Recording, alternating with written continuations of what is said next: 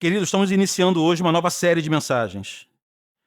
Vamos, em algumas semanas, fazer uma exposição panorâmica da carta de Paulo aos Efésios.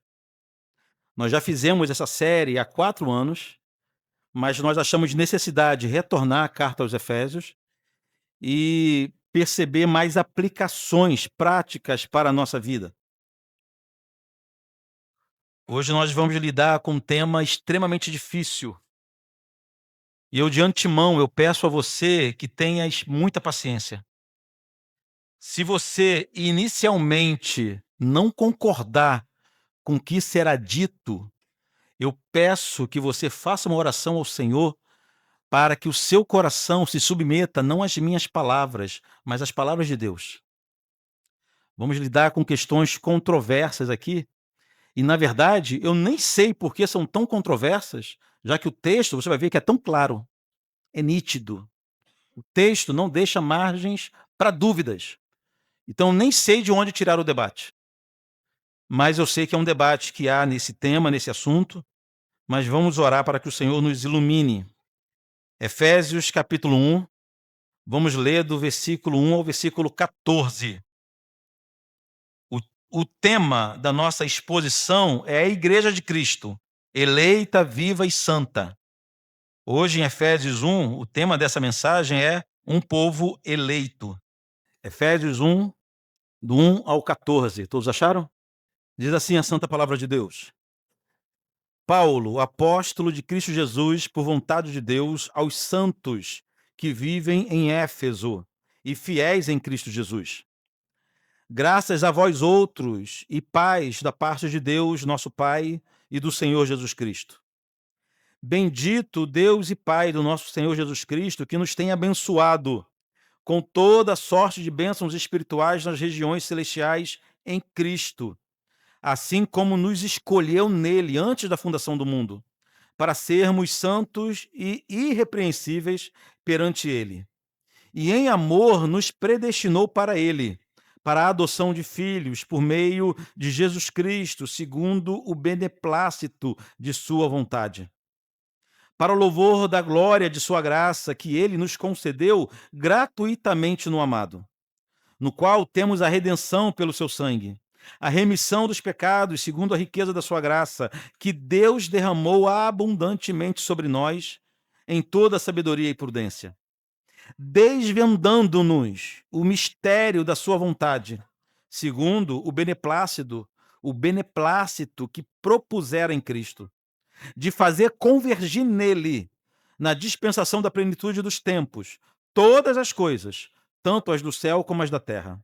Nele, digo, no qual fomos também feito herança, predestinados segundo o propósito daquele que fez todas as coisas conforme o conselho de sua vontade, a fim de sermos, para o louvor da sua glória, nós, os que antemão esperamos em Cristo, em quem também vós, depois que ouvistes a palavra da verdade, o evangelho da vossa salvação, tendo nele também crido, fostes selado com o Espírito Santo da promessa, o qual é o penhor da nossa herança até ao resgate da sua propriedade, em louvor da sua glória.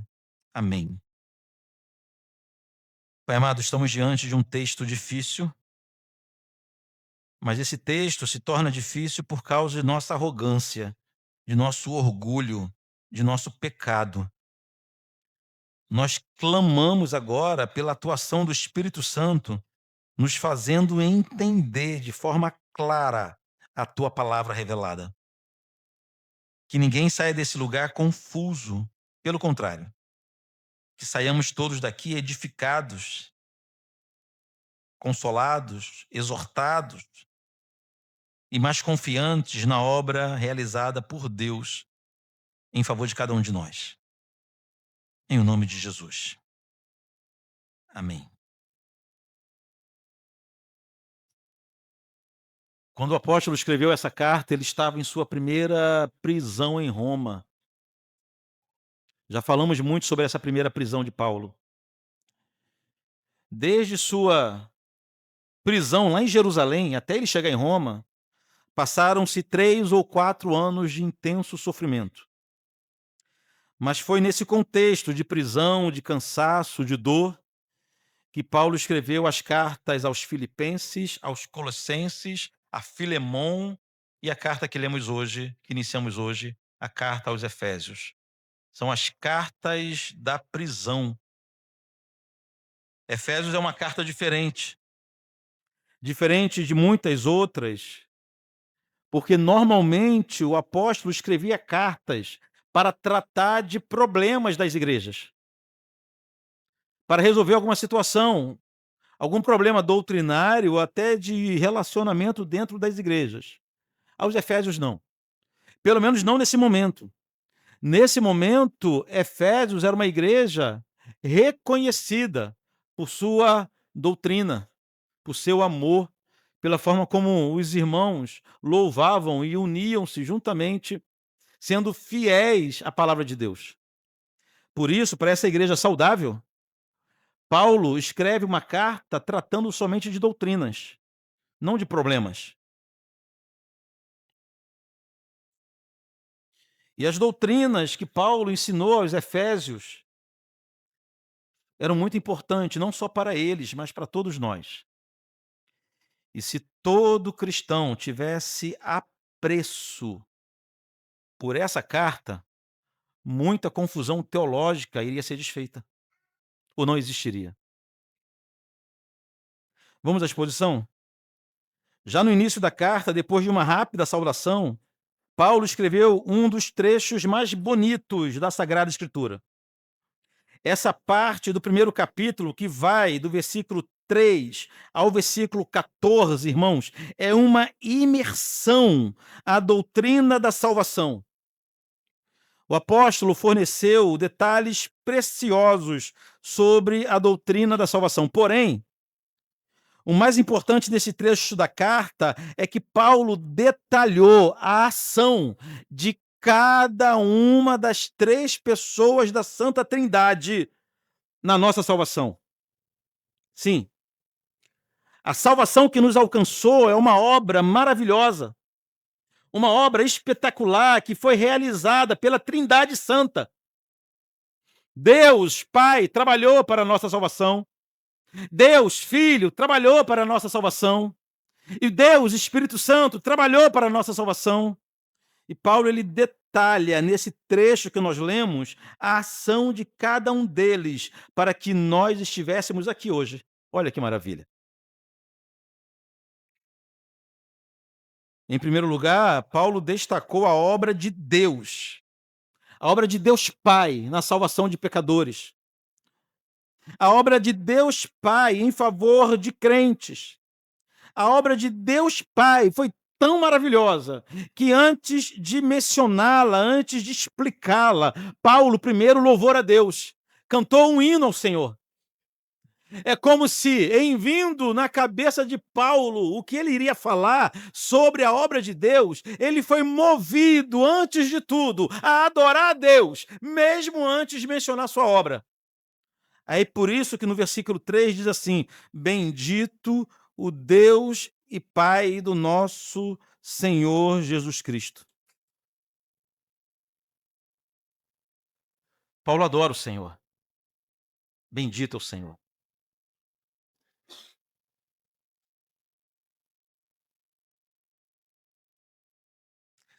Mas o grande detalhe é que Paulo não louvou a Deus pelo que Deus faria em favor dos pecadores. Paulo não adorou o Senhor por uma obra que Deus estava prestes a fazer. Paulo adorou a Deus nesse trecho de sua carta, quando lhe veio à memória tudo aquilo que o Senhor já tinha feito pelos pecadores. Queridos, a partir de então, todos os verbos das próximas palavras de Paulo estavam já no passado. Paulo destacou a grande ação de Deus Pai, a grande ação que Deus Pai já tinha realizado quando ele escreveu essa carta. O versículo 3 completo diz assim: bendito Deus Pai do nosso Senhor Jesus Cristo, que nos tem abençoado. Mas o original aqui é que já nos abençoou, que tem nos abençoado com toda sorte de bênçãos espirituais nas regiões celestiais em Cristo. Percebam que Paulo não disse que Deus nos abençoava no passado, nem disse que Deus nos abençoará no futuro. O que ele disse é que o Deus Pai do nosso Senhor Jesus Cristo tem nos abençoado. Ou seja, Deus Pai já nos alcançou com suas bênçãos. A ideia aqui é de algo, uma obra que Deus já fez. Paulo está olhando para o passado, e um passado longo, e visualizou algo que o Senhor já fez em favor da gente. Então, é verdade que o Senhor já tem nos abençoado com toda sorte de bênçãos espirituais. Eu acho que nessa hora a gente fica muito feliz em saber disso, não é verdade? O problema é que eu sei que muitos acreditam que Paulo estava se referindo a bênçãos materiais, como carros, casas, bons empregos, bom relacionamento. E se você é alguém de carne e osso como eu, você já viu muitos pregadores fazer exatamente isso. Usar um texto como esse, louvando ao Senhor, porque o Senhor já tem nos abençoado com toda a sorte de bênçãos, para se referir somente a bênçãos temporais, a bênçãos materiais, a bênçãos humanas. Porém, não foi isso que Paulo disse. Paulo especificou que essas bênçãos que o Senhor já tem nos abençoado são bênçãos espirituais. Por isso, Paulo começou esse texto louvando ao Senhor, bendizendo ao Senhor. Paulo estava se referindo, queridos, a bênçãos muito maiores do que casas e carros, do que empregos e relacionamentos, apesar disso tudo ser muito bom. Paulo estava fazendo referência às maiores dádivas que o santo e eterno Deus poderia conceder a pecadores como nós. As bênçãos que Paulo estava se referindo eram as maiores proezas de Deus, os maiores prodígios de Deus, os maiores atos de Deus em favor da igreja. É dessas bênçãos que Paulo estava se referindo. Por isso ele destacou essas 3 bênçãos espirituais, 3 ações de Deus em favor dos pecadores. Quais bênçãos foram essas? De quais bênçãos Paulo estava se referindo? Será que Paulo estava falando de uma cura física, que é importante, uma cura de uma enfermidade? Será que Paulo estava se referindo à libertação dos opressores, que é muito importante também? Hoje, na escola dominical, nós aprendemos como que nós somos alcançados por bênçãos sem medidas por causa do sacrifício de Jesus. Mas a pergunta que devemos fazer nesse ponto é: quais bênçãos eram essas que Paulo estava se referindo? Quais eram as bênçãos espirituais que levaram Paulo a bendizer o Senhor? O próprio texto responde isso. Anote aí se você gosta de anotar. Essas bênçãos foram a eleição, a predestinação e a adoção. São dessas bênçãos que Paulo está se referindo. Paulo está dizendo que o Deus Pai, primeiramente, escolheu. Foi a escolha de Deus. A primeira bênção destacada por Paulo. Olha o versículo 4. Assim como nos escolheu nele, antes da fundação do mundo, para sermos santos e irrepreensíveis perante ele. A palavra de Deus está dizendo que o mundo ainda não existia quando Deus fez sua escolha. O mundo ainda não existia quando, preste atenção, quando Deus escolheu os seus servos. Da multidão dos homens perdidos e mortos em pecado, Deus Pai escolheu aqueles que o serviriam e o adorariam. E essa escolha, irmãos, foi feita antes que o mundo fosse criado, justamente porque não dependia de mérito nenhum dos homens. Paulo deixa claro isso, que não depende de quem faz, não depende de quem anda, não depende de quem corre, mas de Deus ter misericórdia. A escolha de Deus, a escolha do Deus Pai, foi antes da fundação do mundo. para que ninguém pensasse que foi escolhido por ter feito por onde, por ter realizado uma proeza, para que ninguém achasse que foi ele que escolheu a Deus. Não foi pelos méritos humanos e também não foi pela presciência de Deus.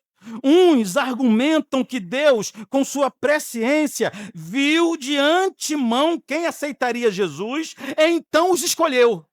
Com todo respeito, não faz nenhum sentido esse argumento. Observem na ordem dos acontecimentos descritos aqui na Bíblia. Não está escrito que Deus escolheu os santos e irrepreensíveis. O que está escrito é que quem Deus escolheu seria santo e irrepreensível. Os escolhidos tornar-se-iam santos, e não os santos se tornariam escolhidos. Deus escolheu para a santidade, não pela santidade. É muito diferente. Mas a escolha de Deus, e toda vez que eu falo de escolha, eu estou falando de eleição. Escolha e eleição é a mesma coisa. A eleição foi apenas a primeira bênção. A segunda bênção foi a predestinação. Ainda no versículo 4. No final do versículo 4 está em amor. Esse em amor deveria estar no versículo 5. Confunde a gente algumas Bíblias, né? Em amor nos predestinou para ele, para a adoção de filhos, por meio de Jesus Cristo, segundo o beneplácito de sua vontade. Preste atenção, se a doutrina da escolha ou da eleição gera controvérsia, a doutrina da predestinação gera ainda mais. Mas primeiro vamos entender a diferença entre eleição e predestinação, duas ações de Deus Pai em nosso favor. Eleição é escolha. Eleição é o mesmo que separar. Preste atenção nisso. Eleger é separar, é escolher. Agora, predestinar é dar um destino, é dar um rumo. Então, primeiro Deus elegeu, escolheu, e depois ele definiu o destino dos escolhidos, ou predestinou os escolhidos.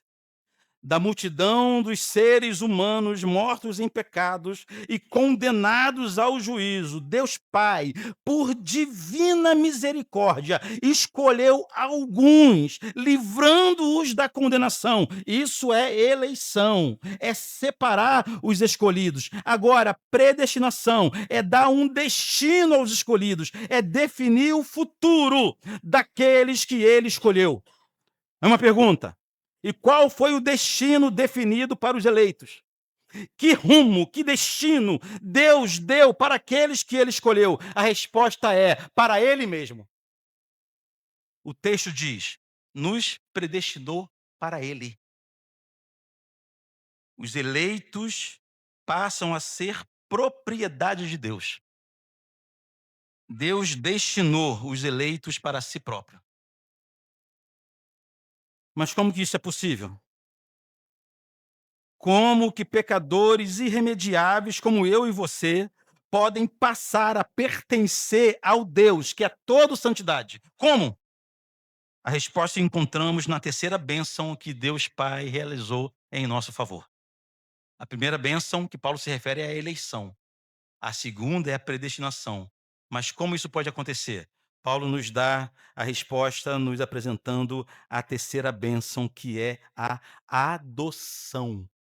Versículo 5. E nos predestinou para ele, para a adoção de filhos. Maravilha. Fomos adotados. Dá para perceber que a própria linguagem bíblica nos deixa claro de que nós não éramos filhos. Não éramos filhos. Fomos adotados. Ou, em outra figura, fomos enxertados na videira. A implicação mais séria dessa verdade é que nem todos são filhos de Deus. Ai, pastor, vou morrer agora. Nem todos são filhos de Deus. Preste atenção. Todos são filhos de Deus no sentido de serem criaturas de Deus. Mas agora, só são verdadeiramente filhos de Deus aqueles que ele adotou. Uma grande pergunta que surge é: por que Deus fez assim? Por que as coisas são desse jeito, então? A resposta a própria Bíblia dá: porque Ele quis. Versículo 5 completo, diz assim: nos predestinou para Ele, para a adoção de filhos, por meio de Jesus Cristo, segundo o beneplácito de sua vontade, ou seja, segundo a aprovação de sua vontade. Por que então Deus agiu dessa forma? Porque Ele escolheu quem Ele escolheu. E por que Ele escolheu da forma que Ele escolheu? Porque Ele escolheu você? Porque Ele escolheu a mim? Quais eram os critérios que Ele utilizou para essa escolha? A resposta é: Ele escolheu quem Ele quis, porque Ele quis assim. Ou como dizem, foi a livre vontade de um Deus soberano, que não deve nada a ninguém, que não deve explicação a ninguém. Apóstolo Paulo lembrou desse texto quando disse o seguinte: o próprio Deus dizendo: eu terei misericórdia de quem eu quiser ter misericórdia. Eu me compadecerei de quem eu quiser me compadecer. Não é de todo mundo, é de quem ele quiser. Resumo, somente até aqui. A eleição, a predestinação é para que sejamos filhos de Deus. Sem eleição e sem predestinação, ninguém é filho de Deus. E ele fez assim porque ele quis. As bênçãos de Deus Pai em nosso favor culminou com nossa adoção. Aleluia. Graças a Deus. Como não adorar esse Deus, não é verdade? E preste atenção, isso tudo é somente Paulo falando o que Deus Pai fez na nossa salvação. Só o Deus Pai. Depois de falar sobre as ações de Deus Pai, Paulo passou a falar sobre a obra do Deus Filho. Paulo apresentou o Deus Filho como o amado. Esse o amado aí na tua Bíblia é Jesus. Olha o versículo 6. Para louvor da glória de sua graça que ele nos concedeu gratuitamente no amado. Jesus é o amado do Pai, o Filho amado do Deus Pai, um amor pleno e completo e perfeito. É importante destacarmos esse amor que o Deus Pai tem pelo Deus Filho. A forma como o Deus Pai se relaciona com o Deus Filho, a forma como a Bíblia apresenta o amor, o relacionamento do Deus Pai com o Deus Filho. Por que isso é importante? Porque isso nos faz entender que Deus não tinha nenhuma necessidade. Você vai encontrar teólogos liberais afirmando que Deus estava em crise. Deus estava sozinho no seu trono, em solidão. Aí resolveu formar os homens. Por quê? Porque estava muito monótono as coisas lá no céu. Vou arrumar um pessoal complicado aqui. Dá uma agitação nessa. Muitos acreditam que Deus vivia em solidão.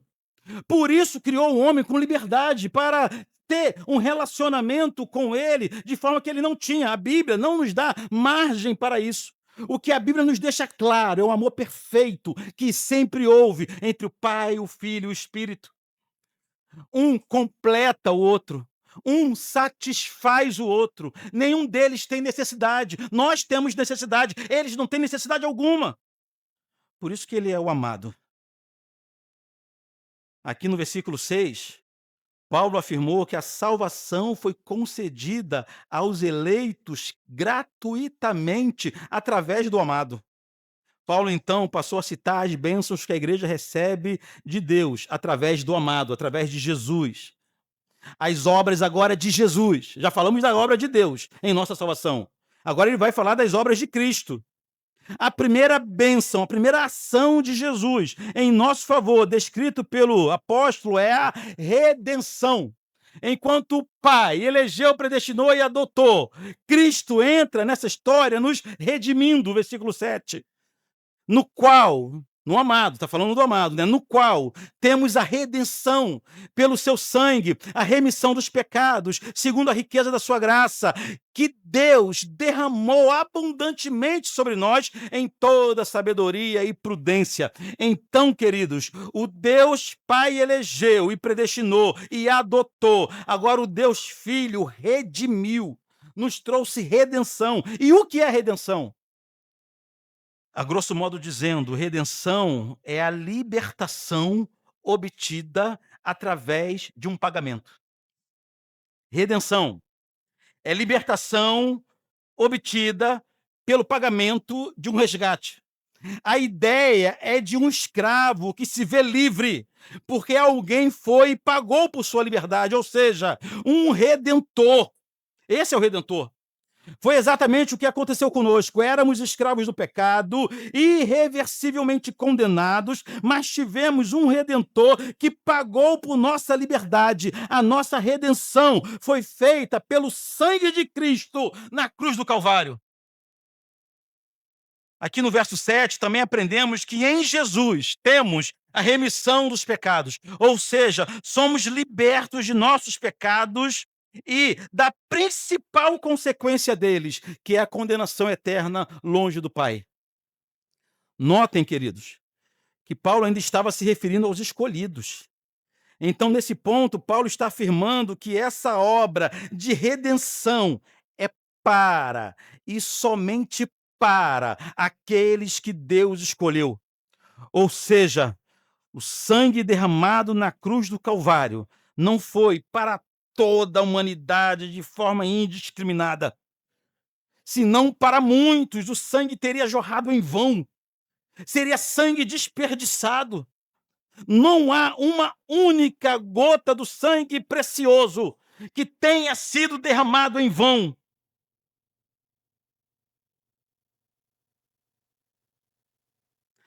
Mas cada gota foi derramada por aqueles que Deus escolheu lá na eternidade passada.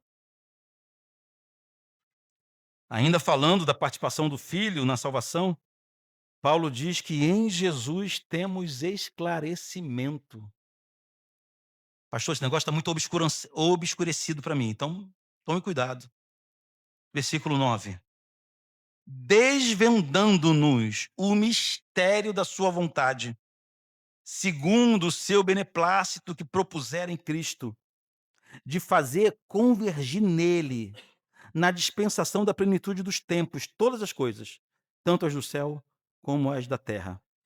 Aqui, queridos, quando a Bíblia diz desvendando-nos o mistério da sua vontade, significa que o plano de Deus para salvar os escolhidos através de Jesus não foi revelado completamente no Antigo Testamento aos irmãos do passado.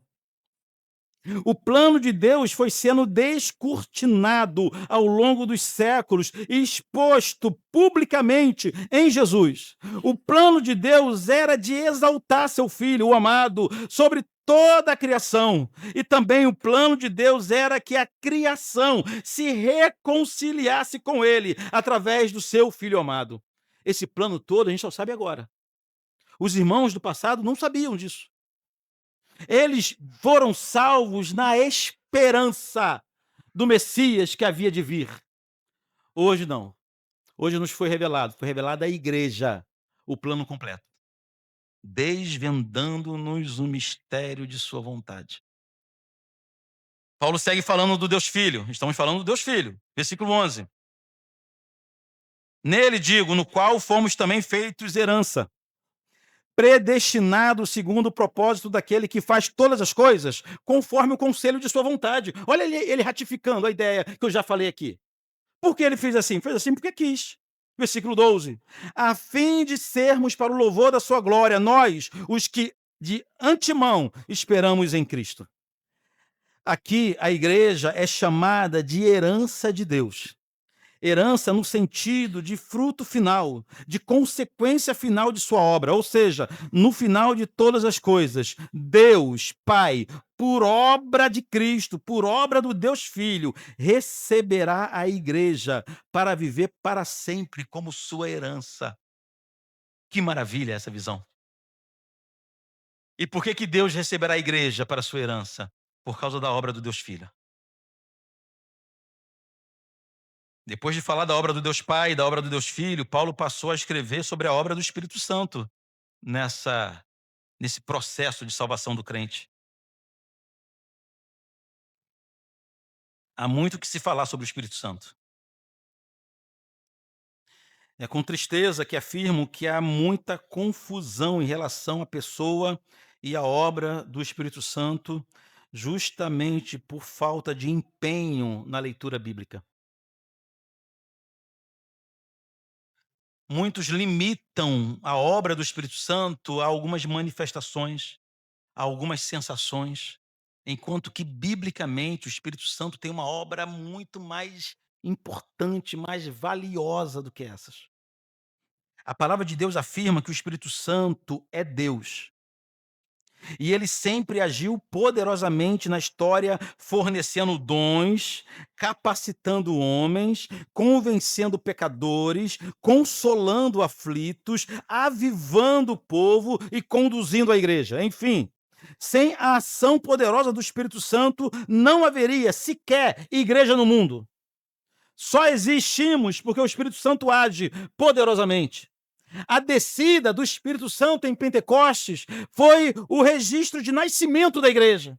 E dele, a igreja dependeu por toda a história. O Espírito Santo não surgiu em nossa história há 200 anos atrás, ali na Rua Azusa, nos Estados Unidos.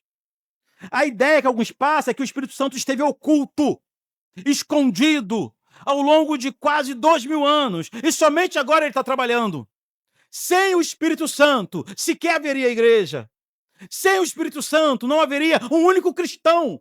Porque para existir um único cristão, precisa da ação poderosa do Espírito Santo. Primeiro, convencendo o pecador do seu pecado. O Espírito Santo sempre trabalhou poderosamente. Mas aqui, nesse ponto da carta aos Efésios, ao destacar a ação de cada pessoa da Trindade na obra da salvação, Paulo diz que o Deus Espírito Santo é o responsável por selar o crente.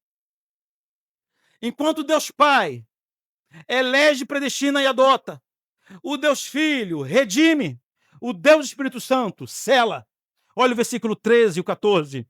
Em quem também vós, depois que ouvistes a palavra da verdade, o evangelho da vossa salvação, tendo nele também crido, foste selado com o Espírito Santo da promessa, o qual é o penhor da nossa herança, até ao resgate da sua propriedade, em louvor da sua glória.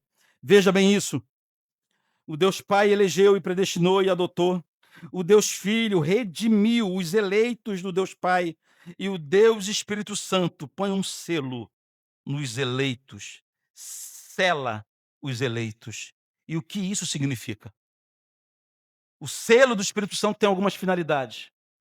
Primeiro, o selo do Espírito Santo é sua autenticação na vida do crente. Você já passou a necessidade de autenticar um documento? A ideia é a mesma. É o selo do Espírito Santo quem autentica o verdadeiro crente. O selo do Espírito Santo é a marca do Filho de Deus. O selo do Espírito Santo distingue entre as pessoas. Preste atenção, na história da humanidade só há dois tipos de pessoas: as que têm o selo do Espírito Santo e as que não têm o selo do Espírito Santo. A humanidade é dividida assim, entre aqueles selados pelo Espírito e aqueles que não são selados pelo Espírito Santo. Ah, queridos, o que definirá a eternidade para cada um de nós, o que definirá onde passaremos a eternidade, é se temos ou não temos o selo do Espírito Santo. O selo do Espírito Santo também significa que o cristão é inviolável. Lembra daquela figura antiga das cartas das autoridades que é selado com o selo do rei? O cristão é inviolável. Ninguém pode mexer, ninguém pode tocar no crente, pois o crente tem um Senhor. O cristão não pertence a esse mundo, o cristão não pertence a si mesmo, o cristão pertence ao Senhor, e isso é visível com a marca do Espírito Santo na vida do crente. É perceptível quando a pessoa vive para si ou vive para Deus. É perceptível a marca do Espírito Santo quando a gente identifica aquele cidadão que vive para a glória de Deus e aquele que, mesmo dentro da igreja, vive somente para realizar os seus desejos. Queridos, o selo do Espírito Santo é a marca que nós não nos pertencemos. O selo do Espírito Santo ainda serve de garantia. Preste atenção. É o Espírito Santo quem garante que o cristão cumprirá sua jornada. Ninguém tem condições, você vai concordar comigo, ninguém tem condições de acabar a peregrinação aqui na terra, ninguém tem condições de finalizar a corrida e guardando a fé sem o poder do Espírito Santo. É impossível isso. Sem o poder do Espírito Santo, nós fracassaremos no primeiro obstáculo. Sem o poder do Espírito Santo, nós cairemos na primeira tentação. A perseverança do crente só é garantida pelo selo do Espírito Santo. É Ele quem nos conduz, é Ele quem nos fortalece, é Ele que nos dá entendimento, é Ele que abre os nossos olhos, é Ele que mostra onde tem pedra de tropeço, é Ele que mostra por onde devemos andar ou o que devemos evitar. O Espírito Santo nos mostra tudo. Você finge que não vê, você finge que não sabe o que tem que fazer, mas o Espírito Santo revela. E ele não revela somente de uma maneira, às vezes levantando um homem, um profeta com linguajar próprio, com estereótipo próprio, não é isso. Ele fala no teu coração, ele fala através da tua palavra, ele fala nessa igreja, todo domingo, nesse púlpito, e você que finge que não está ouvindo, mas você sabe exatamente como deve proceder. É o Espírito Santo falando contigo. É o Espírito Santo cuidando da tua vida, garantindo que você finalizará a tua jornada. O que nos garante que chegaremos ao nosso destino final é o selo do Espírito Santo. E por fim, o versículo 14 diz que o selo do Espírito Santo é o penhor da nossa herança até ao resgate da sua propriedade em louvor da sua glória. Penhor é a parte antecipada de um pagamento, não é isso? É o penhor? Então, o selo do Espírito Santo, preste atenção nessa imagem. O selo do Espírito Santo é uma pequena porção do que Deus tem preparado para o crente na eternidade. É uma pequena porção daquilo que receberemos por toda a eternidade. O selo do Espírito Santo, irmãos, é a antessala do prazer eterno. É o antigozo final. O selo do Espírito Santo é a prova que Deus nos dá, que Ele já nos comprou e um dia nos levará para Ele. Ou como diz o versículo 14, o qual é o penhor da nossa herança até o resgate da sua propriedade. O selo do Espírito Santo funciona assim. O Pai elegeu, predestinou e adotou. O Filho redimiu. O selo do Espírito Santo é a marca que um dia eu volto para buscar vocês.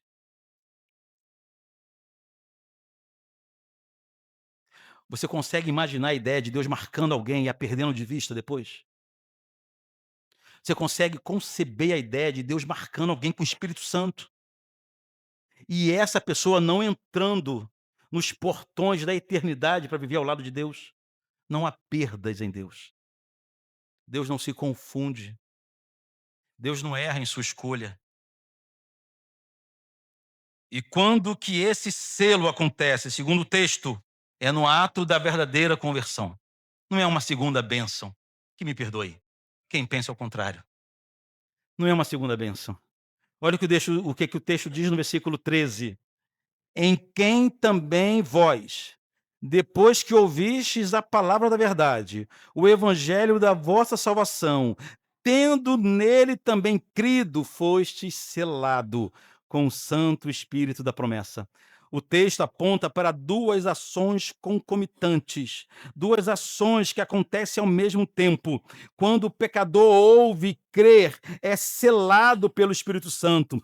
Para nós, irmãos, esse é o batismo com o Espírito Santo que acontece em todos os crentes no ato de sua verdadeira conversão.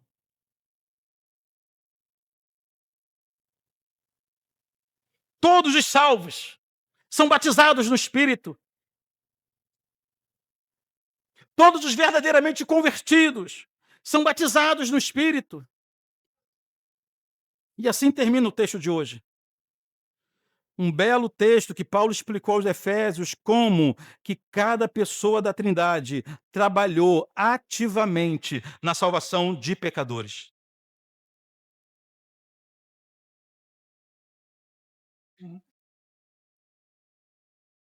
Deixa eu te falar uma coisa, nem precisava eu te explicar. Você lê o texto sozinho, você vai entender o que o texto diz. Não sei se foi Paul Auster que disse que não é difícil de entender, é difícil de engolir, porque é claro. A doutrina da predestinação tem gerado muito debate ao longo dos séculos. E um dos motivos de tanto debate é porque ela humilha o homem. Ela humilha o homem quando ela afirma que a salvação é um ato exclusivo de Deus.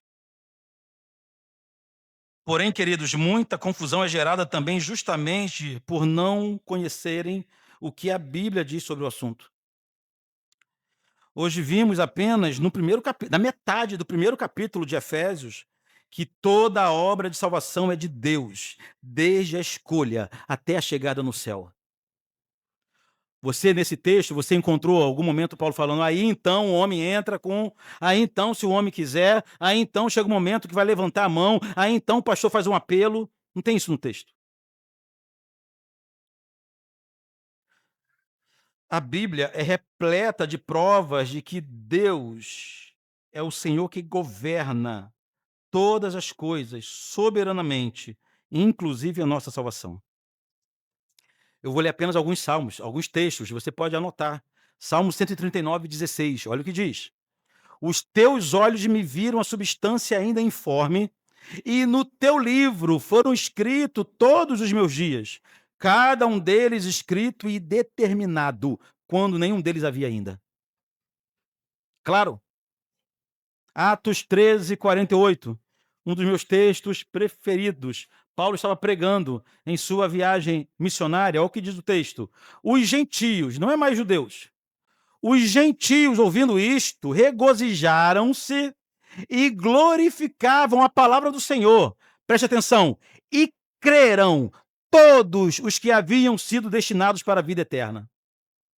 Todos creram? Não. Creram todos os que haviam sido destinados para a vida eterna. Romanos capítulo 8, versículo 29 e 30.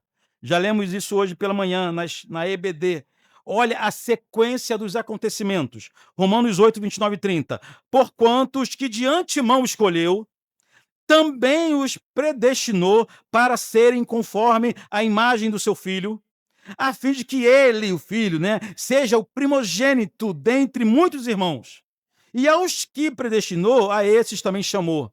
E aos que chamou, a esses também justificou. E aos que justificou, a esses também glorificou. Inclusive, hoje na EBD, nós aprendemos que nós já estamos glorificados com Cristo. Você pode estar pensando assim, mas pastor, isso não seria injustiça? Você não é o primeiro a pensar assim. Desde os primeiros dias da igreja, alguém levantava essa questão. E a Bíblia responde. Romanos capítulo 9, versículo 14 ao 16. Romanos 9, 14 ao 16. Que diremos, pois? Há injustiça da parte de Deus? De modo nenhum. Pois ele diz a Moisés: terei misericórdia de quem me aprouver ter misericórdia, e compadecer-me-ei de quem me aprouver ter compaixão. Assim, pois, agora é a conclusão de Paulo. Assim, pois, não depende de quem quer ou de quem corre, mas de Deus usar de misericórdia. Ou seja, não depende em nada de nenhum valor humano, de uma ação humana, de nenhum desejo humano, mas apenas de Deus olhar para a tua vida e ter misericórdia de você. Resumindo, foi Deus quem nos escolheu. Agora, quando eu falo Deus, estou falando da Trindade. Foi o Deus Trino que nos escolheu. Foi o Deus Trino quem definiu o nosso destino. Foi Deus Trino quem nos adotou como filhos. É Deus Trino que nos sustenta na caminhada. E é esse Trino Deus quem garante a nossa vitória final. Tudo é Deus. Tudo é Deus. do começo ao fim.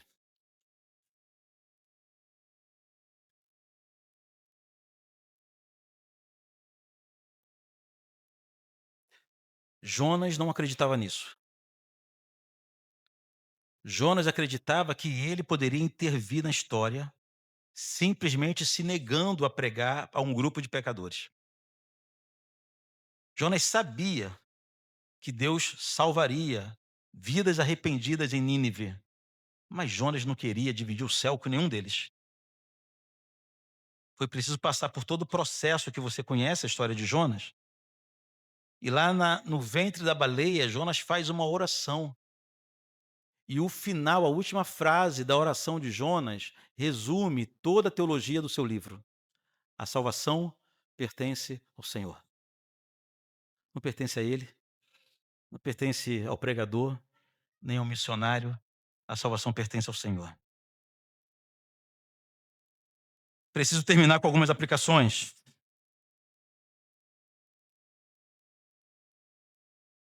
Tenho 7 aplicações para te induzir, para te incentivar a responder esse texto de hoje. Primeiro, a doutrina da eleição nos faz evangelizar mais e não menos. É uma falácia, é uma fake news de que reformado não evangeliza. Olha aqui para mim, reformado evangelizou o mundo. O mundo se expandiu com nossos missionários. Os maiores pregadores da história, os maiores missionários da história, invadiram nações e revolucionaram essa nação, criam na soberania de Deus na salvação. E por que essa percepção, a compreensão da doutrina da eleição nos faz evangelizar mais e não menos? Porque saber que é Deus quem escolhe nos livra do peso de tentar convencer alguém. Eu não tenho intenção nenhuma de trazer argumentos para te convencer a nada. Eu leio e explico o que está escrito. É Deus que vai tocar no seu coração. Ou seja, os grandes missionários que entenderam isso, eles pregavam com muito mais liberdade, com muito mais fidelidade. E assim o mundo foi evangelizado. Irmão, esse negócio de aceitar Jesus, fazer apelo, isso surgiu há pouco tempo. Uns 200 anos atrás, digamos uns 200 anos atrás, com a Avivalista nos Estados Unidos. Esse negócio de escolha, de tocar uma música, fundo musical, enquanto você se sente mais tocado, ter técnicas para atrair os pecadores, isso surgiu recentemente. A história da igreja sempre foi feita por homens que criam no poder do Espírito Santo, pregava a verdade, doa quem doer, e assim as vidas eram edificadas. Pregamos o evangelho livremente. Pregue o evangelho livremente para todos. Não é você que tem que convencer ninguém. Descanse na certeza de que é Deus quem convence pecadores. Em segundo lugar, a doutrina da eleição, antes da fundação do mundo, e o selo do Espírito Santo produzem estabilidade. Logo, podemos viver sem medo constante de perder a salvação. Olha só que maravilha, que liberdade nós temos. Sabe qual medo eu tenho de perder a salvação? Zero. Porque eu sei que não depende de mim. Eu sei que aquele que me resgatou não me perderá de suas mãos. Eu sei que se eu aprontar, se eu tentar fugir, eu vou passar até por processos difíceis demais, mas no final da conta, a ovelha volta ao aprisco. Ou seja, a compreensão da obra de Deus na salvação nos livra desse medo constante de perder a salvação. Mas nós confiamos que aquele que iniciou a boa obra irá completar. Oh, que maravilha! De repente é isso que falta na sua vida. De repente falta em você, na tua história, se livrar desse medo pecaminoso em relação ao Senhor. Terceiro lugar, o propósito de Deus é o louvor da sua glória. A mensagem de hoje deve nos conduzir a uma vida de adoração humilde.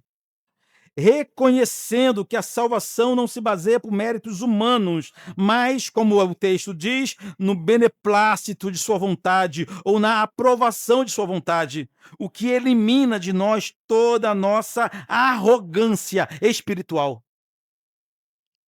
Não tem porquê entre nós um se sentir melhor do que o outro. Na igreja do Senhor isso não pode acontecer. Na igreja do Senhor, o pastor tem que ser o servo dos servos, o primeiro servo. Porque a compreensão que nós temos é que nenhum de nós foi escolhido por méritos, mas porque ele quis. E sejamos bem sinceros, nós não nos escolheríamos, mas ele nos escolheu. Devemos responder a isso com uma vida de louvor, uma vida de adoração, uma vida de culto. Em quarto lugar, a consciência de que todas as bênçãos espirituais estão em Cristo gera em nós uma nova identidade. Isso liberta o cristão de buscar identidade em status, em posses ou em aprovação humana. Nosso grande motivo de satisfação é termos sido adotados como filhos de Deus. Perceba isso. A partir do momento que você compreender a grandeza, a maravilha de ter sido adotado por Deus, você vai se livrar de todas as outras necessidades de aprovação. Em quinto lugar, Deus elegeu os crentes para serem santos e irrepreensíveis. A aplicação prática é que a eleição não é uma desculpa para o pecado. É o contrário.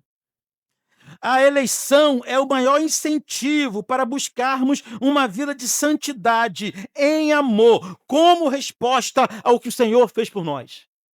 Quem de fato se reconhece como eleito, ele não afrouxa, ele não baixa a guarda para o pecado.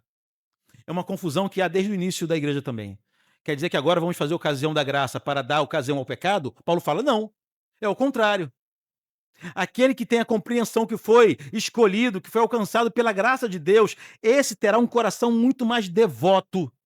E com isso lutará muito mais intensamente contra o pecado, não para adquirir o céu, mas como gratidão ao Deus que o elegeu. 6. Saber que Deus faz todas as coisas segundo o conselho de sua vontade aplica-se diretamente nos momentos de dor. O cristão pode encontrar conforto e propósito na providência, sabendo que as dificuldades não fogem ao controle do soberano Deus. Veja que interessante. Uma mensagem como essa de hoje, um texto como esse de hoje, nos faz ou aumenta em nós a visão que tínhamos a respeito de Deus. A visão de Deus é agigantada através do primeiro capítulo da carta aos Efésios. Ou seja, isso vai ter uma aplicação direta no teu momento de dificuldade, no teu momento de dor, no teu momento de tristeza, no momento que você tiver que passar por um dia de agonia, no momento que você tiver que se despedir de quem você ama, você vai lembrar do tamanho do seu Deus, que ele controla todas as coisas em suas mãos, que nada foge do seu controle. Então nós temos paz, nós temos segurança, nós temos consolo na dor.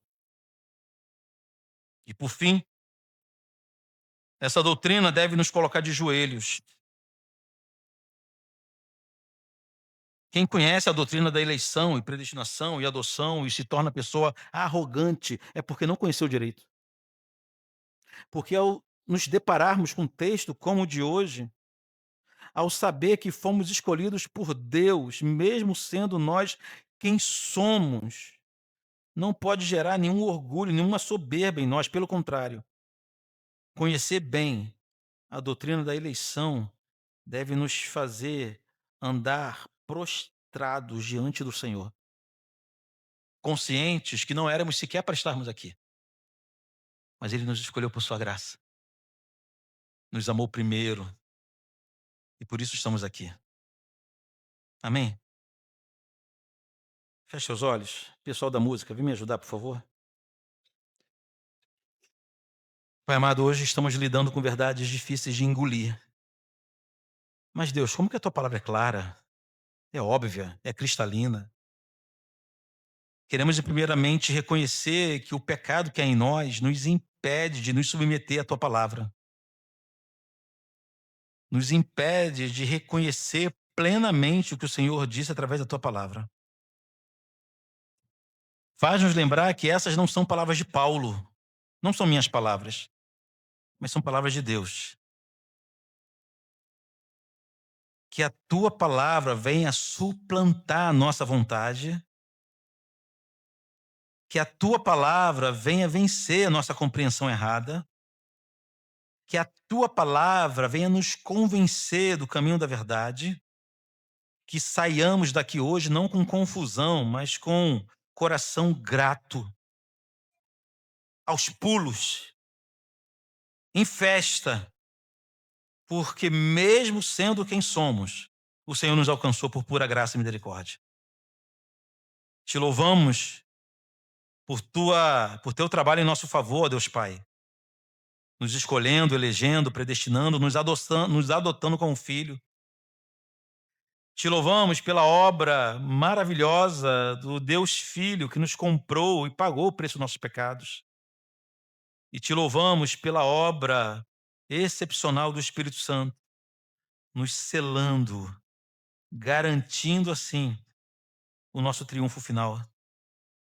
Ah, Pai amado, que saiamos daqui também com ímpeto, com coragem para pregar essa verdade a outras pessoas e tirá-las também de suas escuridões. Ah, Pai querido, em nome de Jesus.